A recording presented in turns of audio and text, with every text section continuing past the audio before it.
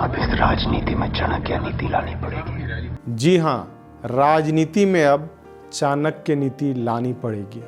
साथियों, जैसे ही हम राजनीति को अपना करियर चुनते हैं तो हमारे सामने कई सारी चुनौतियां खड़ी हो जाती है। मसलन राजनीति की सही शुरुआत कैसे करें, या यदि हम राजनीति में हैं तो राजनीति में तेजी से आगे कैसे बढ़ें। और जब हमें इन सवालों के जवाब नहीं मिलते तो हम किसी सांसद, विधायक या फिर बड़े नेता के पीछे हो लेते हैं और उन्हें अपना गॉडफादर मानकर उनसे ये उम्मीद करने लगते हैं कि वे एक न एक दिन हमारे लिए ज़रूर कुछ करेंगे, या फिर दिल में ये विश्वास जगा लेते हैं कि एक न एक दिन राजनीति में हमारी किस्मत हमारा साथ जरूर देगी। पर अफसोस, न तो गॉडफादर काम आता है और ना ही किस्मत। और ऐसा आप राजनीतिक पार्टी में काम करने वाले कई कार्यकर्ताओं के साथ होता देख सकते हैं। एक सही मार्गदर्शन के अभाव में अपनी ज़िंदगी का 20 से 25 साल खपाने के बावजूद वे कभी भी अपनी राजनीतिक मंजिल नहीं पा पाते। और शायद इसलिए भी हमारे राजनीतिक इतिहास में चाणक्य और चंद्रगुप्त का महत्व और भी ज़्यादा बढ़ जाता है, क्योंकि चाणक्य ने उस वक्त संसाधनों के घोर अभाव के बावजूद भी एक साधारण से लगने वाले बालक चंद्रगुप्त को अखंड भारत का सम्राट बना दिया था। चाणक्य ने अपनी नीतियों और कूटनीतियों से लगातार ये आम जनमानस को संदेश दिया कि कोई भी व्यक्ति एक सफल राजनेता बन सकता है, बस ज़रूरत है तो एक अदद राजनीतिक प्रशिक्षण की। साथियों, हम सब युवा भी तो चंद्रगुप्त की तरह ही तो हैं, बस ज़रूरत है तो चाणक्य की उन नीतियों को आज के राजनीतिक परिप्रेक्ष्य में समझने की। और उससे भी ज़्यादा ये समझना जरूरी होगा कि आज के राजनीतिक दौर में चाणक्य की उन कूटनीतियों का इस्तेमाल हम कैसे करें, इन कूटनीतियों का इस्तेमाल कर कर हम आगे कैसे बढ़ें। चलिए शुरू करते हैं वीडियो और बात करते हैं चाणक्य की उन 3 सीख की, जिसका आज के राजनीतिक दौर में महत्व और भी ज़्यादा बढ़ गया है। पर वीडियो शुरू करने से पहले आप सभी से गुजारिश है कि जो नए दर्शक हमारे चैनल पर पहली बार आए हैं वो चैनल को सब्सक्राइब कर दें, ताकि आपको ऐसी पॉलिटिकल ट्रेनिंग वीडियो लगातार मिलती रहे। तो आइए शुरू करते हैं।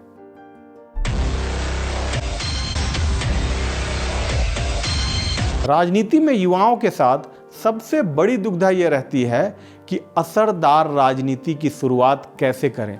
तो आइए सुनते हैं आचार्य चाणक्य ने इस पर क्या कहा था और उसका आज के राजनीतिक परिप्रेक्ष्य में कैसे इस्तेमाल किया जाए। युद्ध का पहला नियम है अपना युद्ध चुनना सीखो। कब, कहां और किससे। युद्ध का पहला नियम है अपना युद्ध चुनना सीखो।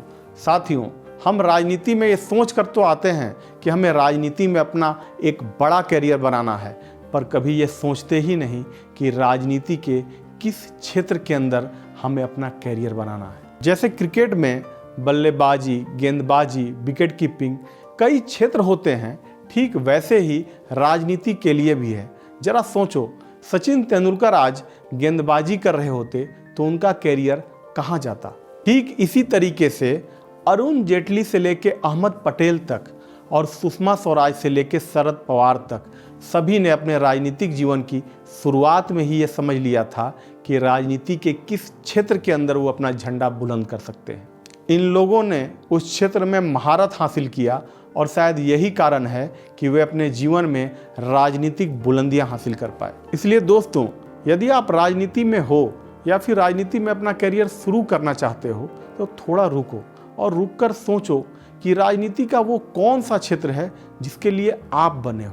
और यदि आपको ये चुनाव करने में परेशानी आ रही है तो इस पर मैंने ऑलरेडी एक वीडियो बनाया हुआ है, जिसका लिंक आपको नीचे डिस्क्रिप्शन में मिल जाएगा, आप उसे वहाँ से जाके देख सकते हैं। तो दोस्तों, आचार्य चाणक्य की बात मानो और सबसे पहले अपना युद्ध चुनो, क्योंकि यदि एक बार आपने ये तय कर लिया कि आपको युद्ध कहाँ से लड़ना है तो आपको कब और किससे का जवाब वक्त अपने आप देता चला जाएगा। अब बात करते हैं चाणक्य के दूसरे सीख की।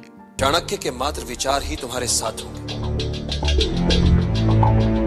युद्ध तो तुम्हें स्वयं ही लड़ना पड़ेगा,